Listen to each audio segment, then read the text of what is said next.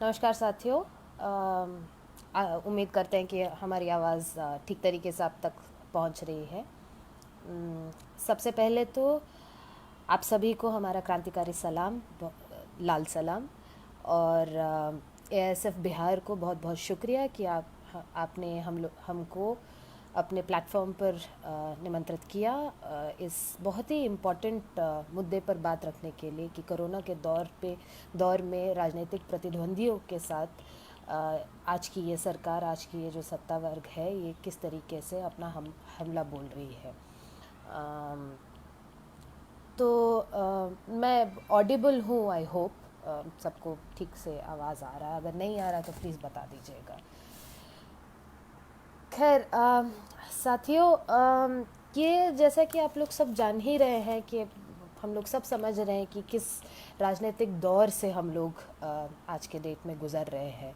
हम लोग सब बहुत सारे चीज़ों के से जूझ रहे हैं, बहुत सारे परेशानियों के साथ संघर्ष कर रहे हैं। उन सभी परेशानियों के बीच में रोज़मर्रा की आम जीवन को जीने का एक कठिन प्रयास में हम लोग लगे हुए हैं।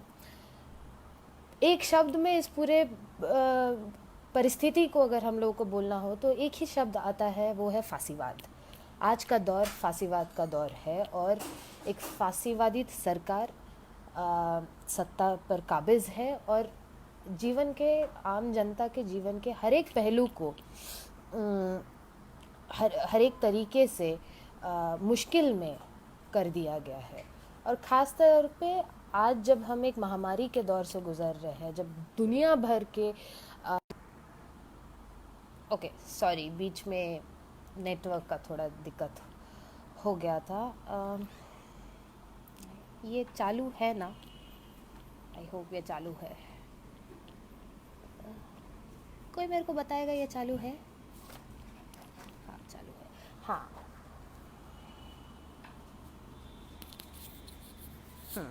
माफ़ कीजिएगा, नेटवर्क के दिक्कत की वजह से बीच में रुक गई थी बात। तो हम जैसे कि पहले बोल रहे थे कि फांसीवाद से हमको फांसीवाद के से हम लोग को इस चीज़ को देखना चाहिए। और जिस तरीके से इस फांसीवादी सरकार के आने के बाद भी, भाजपा की सरकार जब से आई है, आम जनता के जीवन के हर एक पहलू में दखलंदाजी की है। और इस तरीके का दखलंदाजी किया है कि हर एक तरीके से कठिनाइयाँ बढ़ी हैं। चाहे वो महिला क्यों ना हो, चाहे वो दलित क्यों ना हो, चाहे वो आदिवासी क्यों ना हो, चाहे वो मुसलमान क्यों ना हो इस देश का, चाहे वो वर्किंग क्लास जनता क्यों ना हो, हर पहलू, हर तबके के लोगों को दिक्कतें अनुभव हुए हैं। स्टूडेंट्स का अगर बात करें तो हम लोग देख रहे हैं कि दिन ब दिन कितने स्टूडेंट्स को दिक्कतें हो रही है। The number of institutional murder जो हो रहा है, चाहे वो डॉक्टर पायल तडवी का बात हो, चाहे वो रोहित वेमुला का बात हो, चाहे वो अनीता का बात हो, murders have become the norm. माने बहुत आम और सरल बात हो गई है कि किसी के जान चली जाना। और ये सारी जो कठिनाइयाँ हैं, ये सारे जो सोशल फिशर्स हैं, सोशल फैक्शंस हैं, वो इस पैंडमिक के दौर में, कोरोना के दौर में और भी निकल के आ रही है। जिस तरीके का डोमेस्टिक वायलेंस महिलाओं को झेलना पड़ रहा है कोरोना और लॉकडाउन के दौर में, जिस तरीके का कास्ट वायलेंस, कास्ट मर्डर्स की संख्या में बढ़त हुई है ये पूरे के पूरे लॉकडाउन और कोरोना के दौर में, ये बहुत ही भयानक है और बहुत ही स्कैरी भी है। और यहाँ पे जब पूरे पूरे दुनिया में एक हेल्थ मेडिकल स्केयर, एक हेल्थ केयर सिचुएशन को किस तरीके से बेहतर तरीके से डील किया जाए, ये हर एक सरकार, लगभग सारे सरकार, राइट विंग सरकार का हम बात नहीं कर रहे हैं, हम लोग देख ही रहे हैं कि अमेरिका में क्या हो रहा है, ब्राज़ील में क्या हो रहा है, तमाम जगह पर जहाँ पर अथॉरिटेरियन फासिस्टिक टेंडेंसीज़ के साथ जो सरकारें हैं, वो लोग अपने आवाम के साथ किस तरीके से डील कर रहा है। लोगों के, जनता की जान गई है सिर्फ और सिर्फ कुछ एक चंद लीडर्स के ईगो के चलते एंड रूलिंग क्लास इंटरेस्ट के चलते। और हमारे देश में भी जब जब इस तरीके महामारी छाया हुआ है, हमारा सरकार क्या कर रहा है ये देखना होगा। और इस सरकार के एक्टिविटीज़ का हमको एक रिपोर्ट कार्ड बनाना होगा और उसको समझने की कोशिश करना। हम देखते हैं कि ये सरकार महामारी की आड़ में इतने एंटी पीपल पॉलिसीज़ को लगातार बिना ब्रेक के, बिना कोई भी एक सांस लिए बगैर एवरी डे कुछ ना कुछ ला रहा है।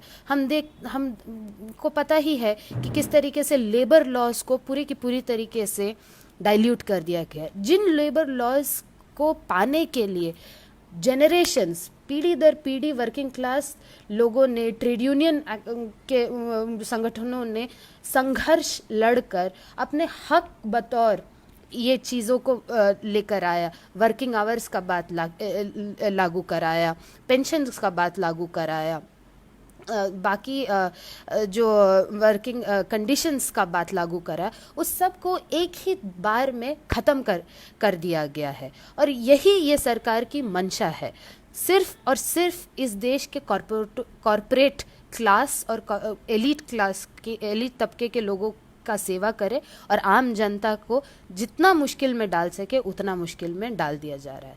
इसी संदर्भ में एक और बहुत ही भयानक जो चीज़ हम देख रहे हैं कि राजनीतिक प्रतिद्वंदी जो हैं इस सरकार के, वो तमाम तबके से आने वाले लोग हैं। वो बुद्धिजीवी वर्ग से आने वाले लोग हैं, वो छात्र वर्ग से आने वाले लोग हैं, वो तमाम तरीके के सोशल एक्टिविज़म के तबके से आने वाले लोग। उन लोगों को किस तरीके से कैद करने की एक प्रवणता इस सरकार ने, बहुत ही क्रूर प्रवणता, बहुत लगातार तरीके से दिखा रही है।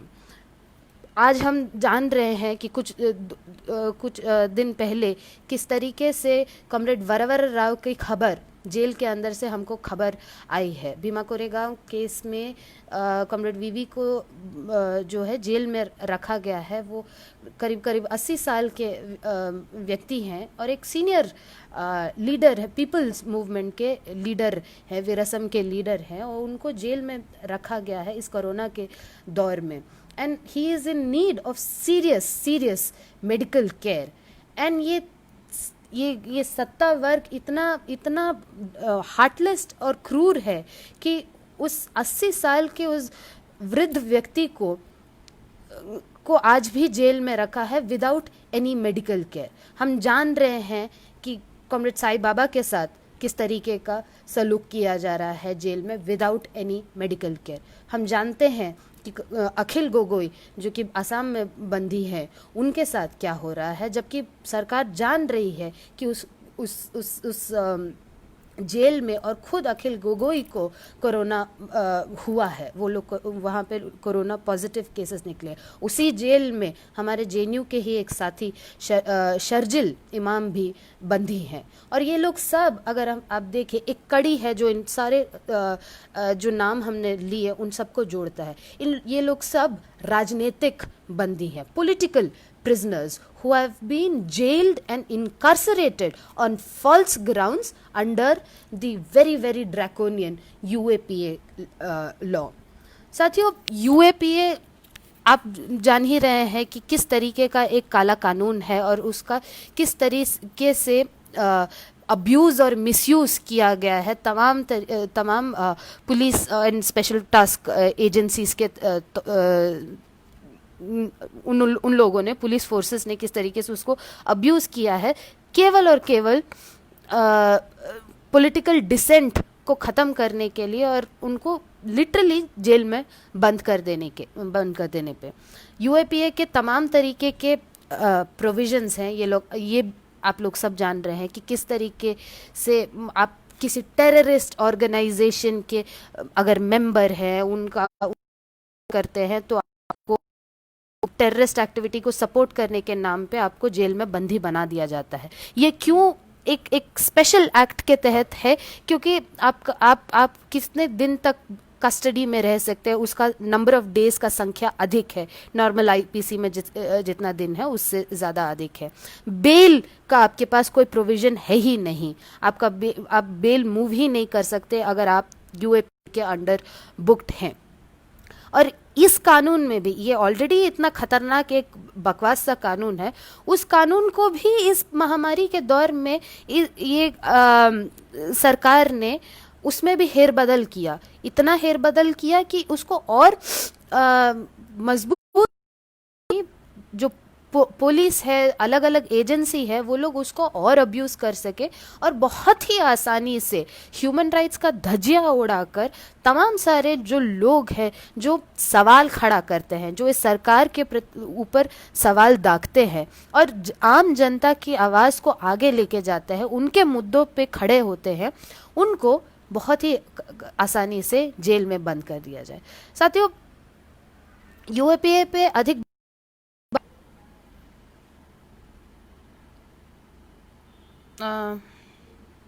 आ गया है शायद वापस, हाँ सॉरी, अगेन नेटवर्क का प्रॉब्लम।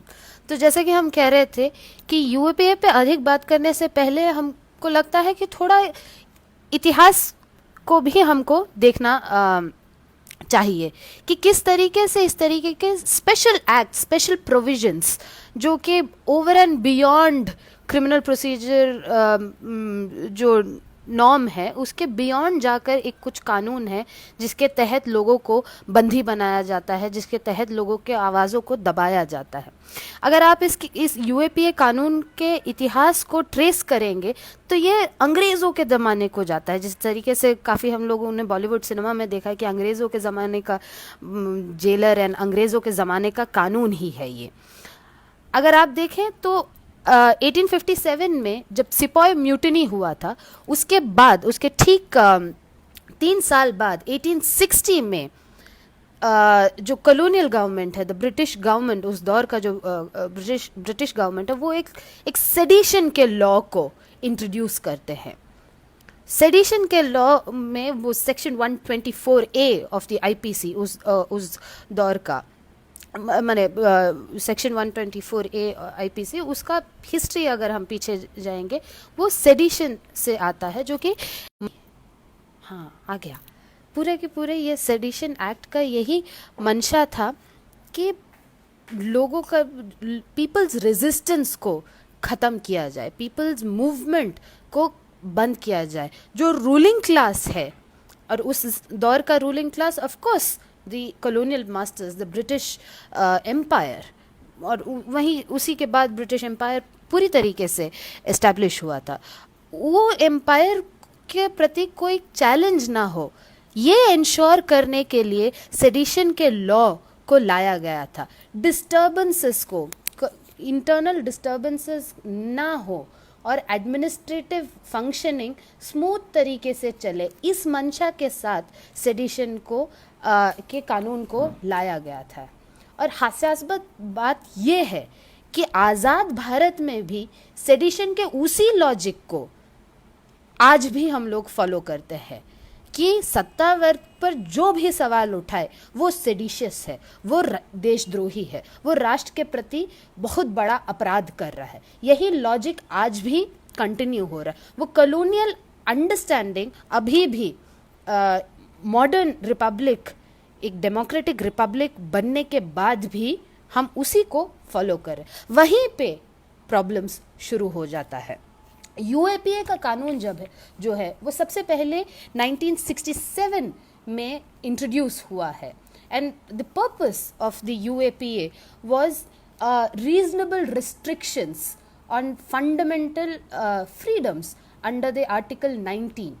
ये मोटा मोटा ढांचा है यूएपीए का। और लॉजिक क्या है कि ये क्यों फंडामेंटल फ्रीडम्स पे एक रेस्ट्रिक्शन ला सकता है। द लॉजिक वाज गिवन कि अपेरेंटली देश के इंटेग्रिटी और सॉवरेनिटी को सेफगार्ड करने के लिए इस तरीके का एक कानून ज़रूरत है, और हमको प्रिवेंटिवली, माने गड़बड़ हो जाने के बाद स्टेट इंटरवीन करे ऐसा नहीं चलेगा। गड़बड़ हो जाने से पहले ही लोग सोचेगा कि गड़बड़ करना चाह रहा है, उससे पहले ही उनके सोच को ही पुलिस करना है। इस मंशा से पूरे के पूरे यूएपीए को लाया गया था। यूएपीए तो एक कानून है, उस तरीके के बहुत से कानून हम देखा गया है और उसको इस बहुत बुरी तरीके से सत्ता वर्ग ने इस्तेमाल भी किया है। आपको याद होगा कि किस तरीके से टाडा और पोटा के कानूनों को इस्तेमाल करके बहुत से लोगों को बंदी बनाया गया। अफस्पा एक दूसरा ऐसा कानून है जो कि लोगों के आवाज़ों को दबाने का कोशिश करता है। अगर एक और दोबारा इतिहास के ओर जाते हुए, पहली बार देश में ये इस तरीके का स्पेशल ये वायलेंस को अगर देखें तो एक किसी भी एक कॉन्स्टिट्यूशनल देश में वायलेंस का, हमारे देश में खास तौर पे लेजिटिमेसी, वायलेंस का लेजिटिमेसी जो है यूज़ करने का, वायलेंस को यूज़ करने का लेजिटिमेट फोर्स जो है वो सिर्फ और सिर्फ स्टेट है। आप और हम वायलेंस पर उतर आएंगे या वायलेंट मीन्स या मैकेनिज्म्स को यूज़ करेंगे तो आप और हम क्रिमिनल करार दिए जाएंगे।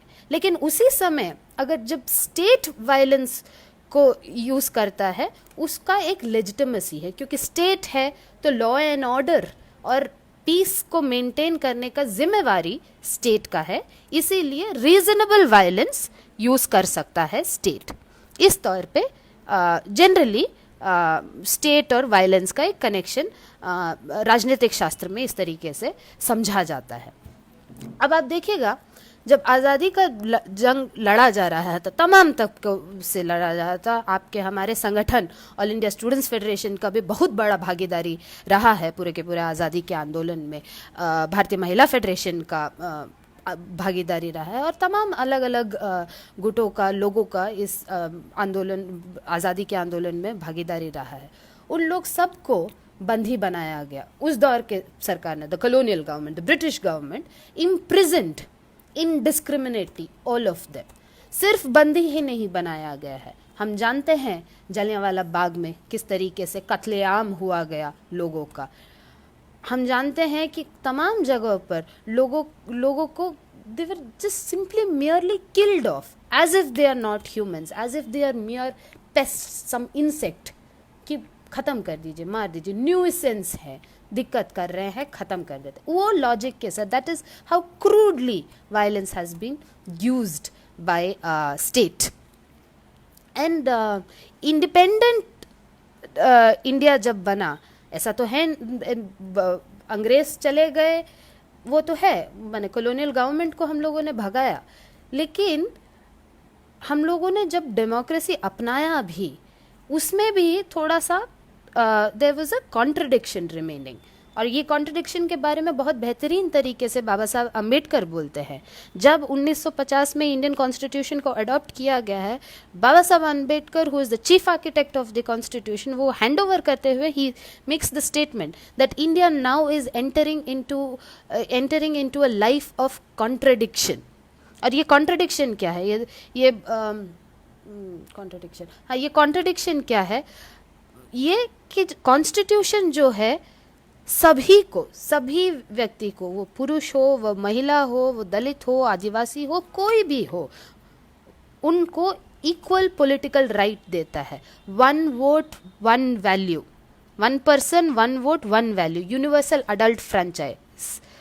स्टेट के लिए हर एक सिटीजन एक बराबर है, ये कॉन्स्टिट्यूशन गारंटी कर रहा है।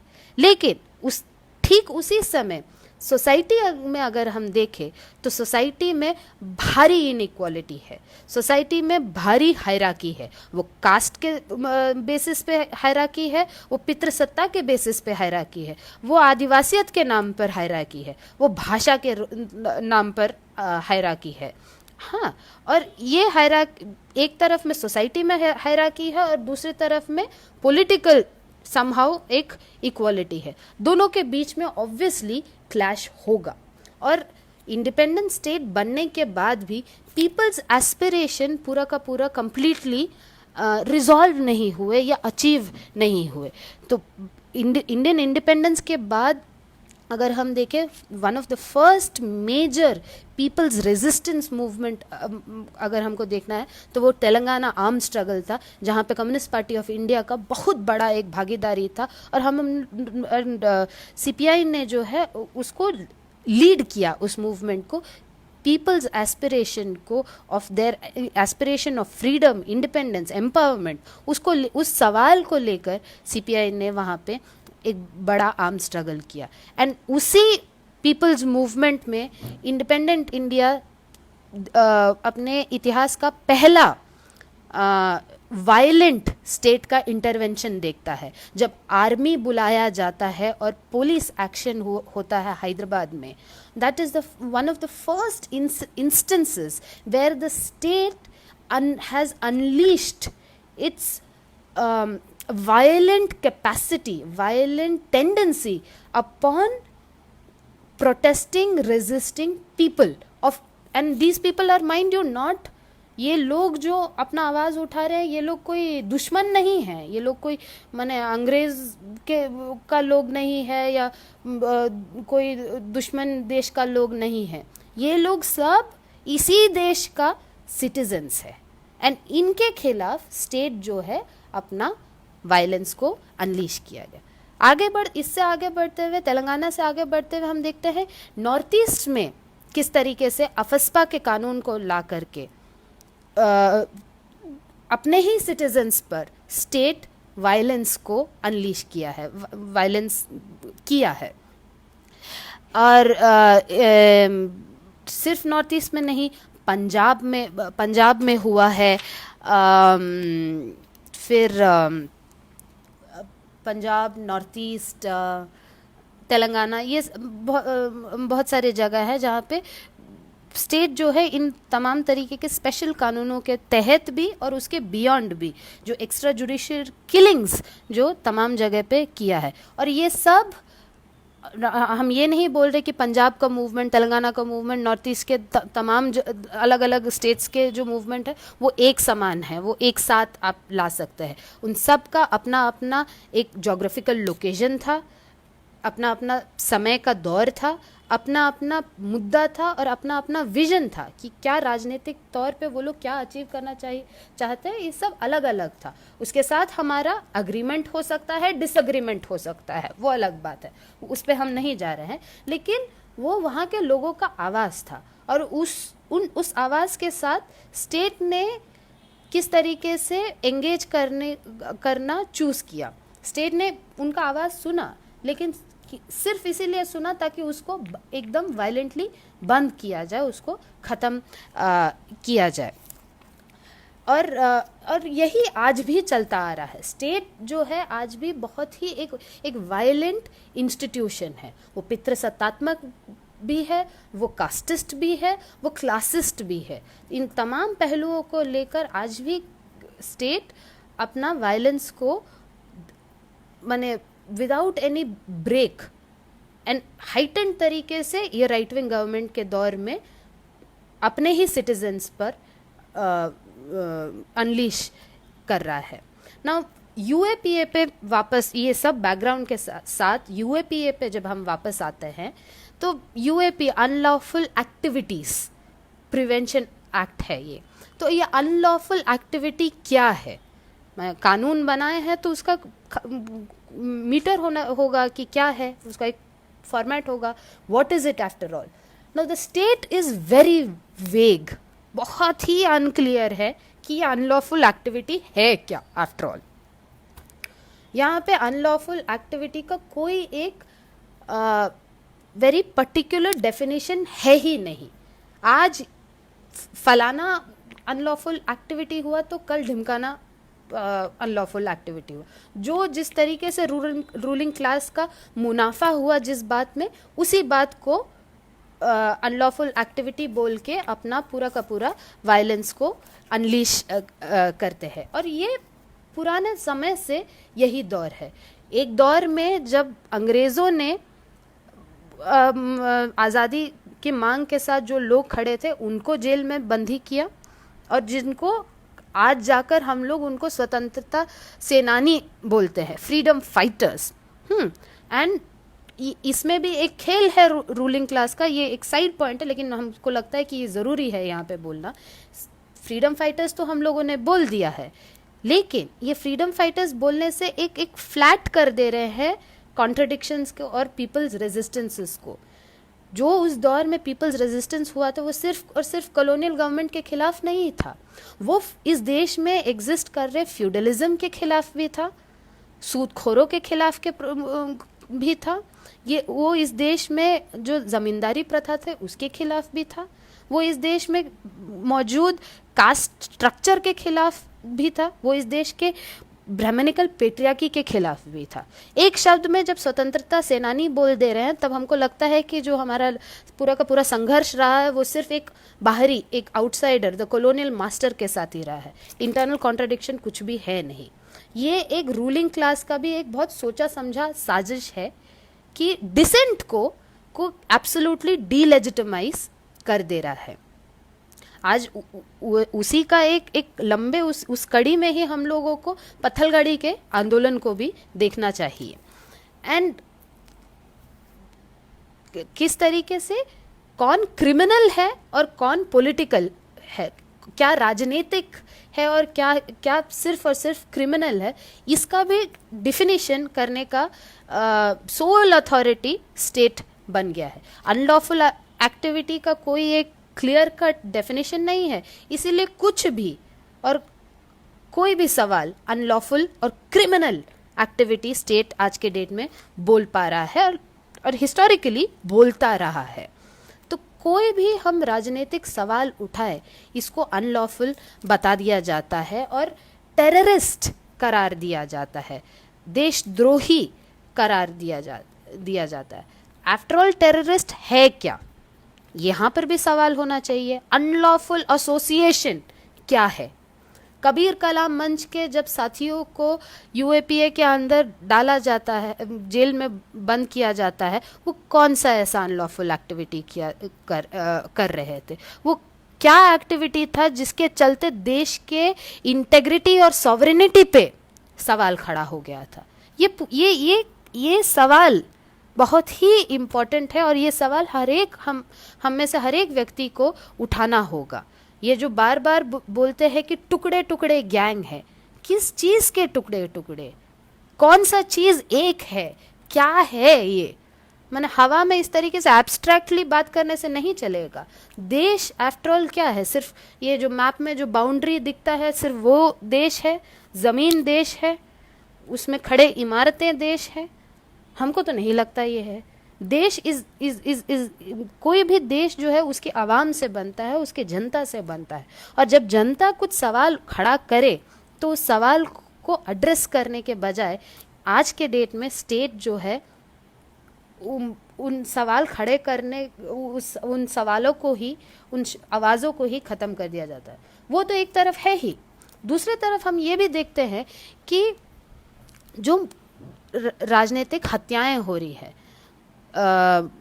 कॉमरेड गौरी लंकेश और कॉमरेड पानसारे का जिस तरीके का मर्डर किया गया राइट विंग फोर्सेस के तहत, एकदम जो डिविसिव फोर्सेस है जिनको जात और धर्म के सिवाय और कुछ दिखता है नहीं, जो गोलवलकर के और हेडगेवार को पूजते हैं, जिन्होंने कभी भी इस देश के इंटेग्रिटी और सॉवरेनिटी में कोई भी भागीदारी नहीं दिया है, जो कि इनफैक्ट कॉलोनियल अपोलोजिस्ट्स हैं, माने अंग्रेज़ों से माफ़ी मांगने वाले लोगों के जो वंशज हैं, वो लोग जिस तरीके से हत्याएं कर रहे हैं एक्टिविस्टों के, जर्नलिस्ट्स के, इंटेलेक्चुअल्स के, वो एक तरफ माने अनअबैशड तरीके से हो रहा है। कॉमरेड पानसारे और कॉमरेड गौरी लंकेश का नाम हमारे सामने एकदम है और ये एक सच्चाई है। एक तरफ में इस तरीके का मर्डर किया जा रहा है और जहाँ पे मर्डर इज़ नॉट पॉसिबल वहाँ पे बहुत ही कानूनी तौर से using the laws of this land लोगों को कैद कर दिया जा रहा है, बंदी बना दिया जा रहा है और उनको क्रिमिनल करार दे रहे हैं। कोई भी सवाल अब आप और हम सब समझ रहे हैं कि राजनीति कभी भी हमारे आम जीवन से भिन्न है ही नहीं। द पर्सनल इज पॉलिटिकल, जो एक पुराना फेमिनिस्ट स्लोगन है, विमेंस मूवमेंट का स्लोगन है that the personal is political, वो बहुत ही वाजिब है। जब हमारा पूरा जीवन ही राजनीति से तय किया जा रहा है, पेट्रोल का दाम बढ़ रहा है, डीजल का दाम बढ़ रहा है, अनएम्प्लॉयमेंट उठ रहा है, हेल्थ केयर का धज्जिया उड़ा हुआ, ये सब राजनीतिक चीज़ें हैं। ये राजनीति के चलते इस परिस्थिति में है, और क्योंकि ये राजनीति ही है जो हमारे रोज़मर्रा के जीवन को अफेक्ट कर रहा है, तो मेरा भी एक जिम्मेदारी भी है और मेरा राइट भी है कि मैं राजनीतिक सवाल, political questions and political positions लूँ, और उसको स्टेट जो है क्रिमिनल करार दे रही है, मियर वायलेंट क्रिमिनलाइज कर रहा है इस सब चीज़ को। और उसी कड़ी में आप देखिए कि एंटी सीएए एनआरसी जो प्रोटेस्ट हुआ इस देश के अलग अलग जगहों पर लंबे समय का एक लॉन्ग प्रोटेस्ट मूवमेंट चला है, और उस एंटी सीएए मूवमेंट का अगर कैरेक्टरिस्टिक देखें पूरे देश भर में, we have to salute the Muslim women who who were the backbone of this movement, जिन्होंने अपने सिर्फ और सिर्फ राजनीतिक करेज, पॉलिटिकल विल एंड पॉलिटिकल करेज के चलते उस मूवमेंट को सस्टेन किया और सरकार को सीधा डायरेक्ट कन्फ्रंट किया और चैलेंज किया कि सिटीजनशिप आप धर्म के नाम पर नहीं डिसाइड कर सकते, and you are nobody to ask us to prove our citizenship. ये इस देश के महिलाओं ने इस सरकार को दिखाया, इस सरकार को चैलेंज किया, इस सरकार को से सवाल खड़ा किया, और उसमें